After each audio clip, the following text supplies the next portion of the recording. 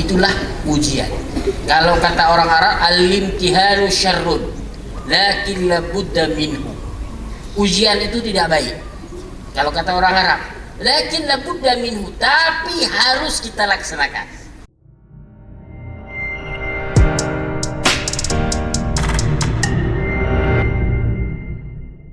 Kalau dia sekali dia usahakan tidak berhasil, 2 kali dia belum berhasil atau dia belum bisa dihafal, dia hafal ketiga. Imam Syafi'i mengulang hafalannya 44 kali dalam satu bait, 44 kali diulang. Kamu masa menyerah dengan 1-2 kali belum berhasil kamu menyerah? Anak-anak seperti kalian yang salat 5 waktu di masjid sudah jarang hari ini.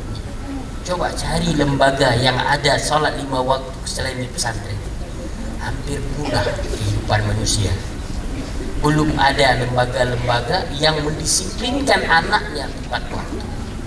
Nah, kemudian ditambah lagi dengan disiplin pakai baju, pakai manset. Tetapi mana kalian ada yang mengeluh? Saya tanya, kenapa pakai manset? Di luar kan nggak pakai manset, di sini manset. Apa pakai manset panas?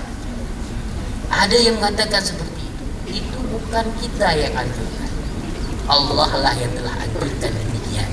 Itulah ujian. Kalau kata orang Arab, al-imtihanu syarrun lakin labudda minhu. Ujian itu tidak baik. Kalau kata orang Arab, lakin labudda minhu, tapi harus kita laksanakan.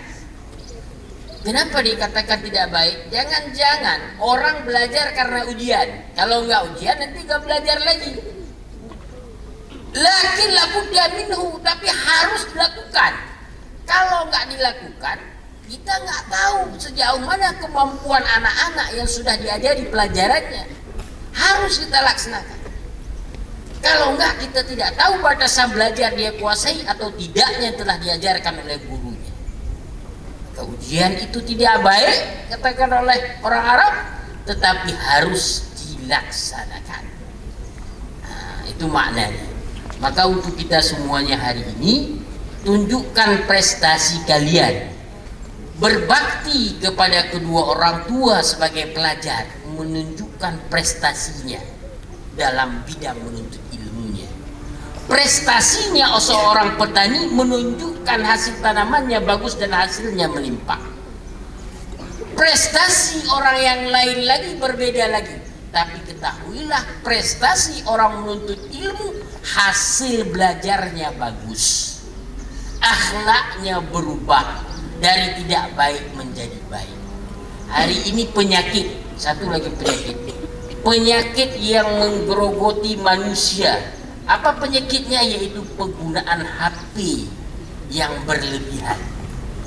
HP itu membuat orang tidak ikut sholat berjamaah. HP lalai. HP itu bisa merusak akal dan pikiran manusia. Anak-anak kami melihat HP yang tidak baik, situs-situs yang tidak baik, maka akan merusak akal dan pikirannya. Maka kenapa Al-Manar tidak memboleh HP sedemikian rupa? Ditutup celah. Siapa yang bawa HP tertangkap sekali, kemudian diambil. 2 kali juga sudah saya sampaikan ke Ustadz, untuk tahun depan HP-nya tidak dikembalikan lagi, supaya tidak menjadi HP ini jangan menjadi dilema ke anak-anak yang lain, sehingga nanti ada suasana seperti ini. Alah Ustadz, sudah ada HP kan diambil saja, nanti dibalikin lagi. Coba HP itu diambil, jangan dikembalikan, anggap saja disumbang dan dimusnahkan. Walaupun tidak dimusnahkan, kita pajang di sini, kita tarik baterainya, kita pajang. Maka anak-anak putri yang coba-coba bawa HP, menyembunyikan di jemuran, di baju-baju kotor, kemudian di daunnya, itu coba diperiksa Ustazah. Kadang-kadang ada mereka di jemuran, kemudian di tempat-tempat sampah. Waktu ada pemeriksaan seperti itu. Anak putra juga demikian. Minal khasirin. Rabbana zalamna anfusana wa illam taghfir lana wa wal mumtazin.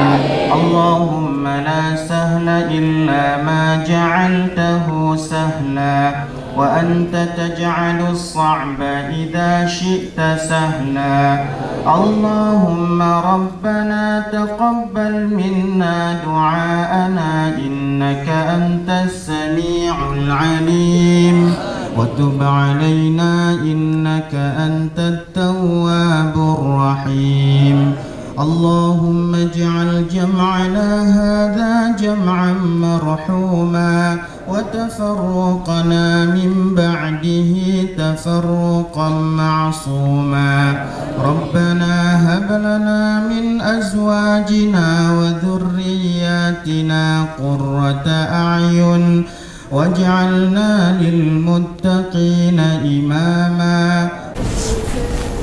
Gimana persiapannya kali ini? Persiapannya masih belum belajar banyak karena nggak sempat, dekat kali waktunya. Hari ini 3 pelajaran. Tamri Loghah, bahasa Indonesia sama apa satu lagi?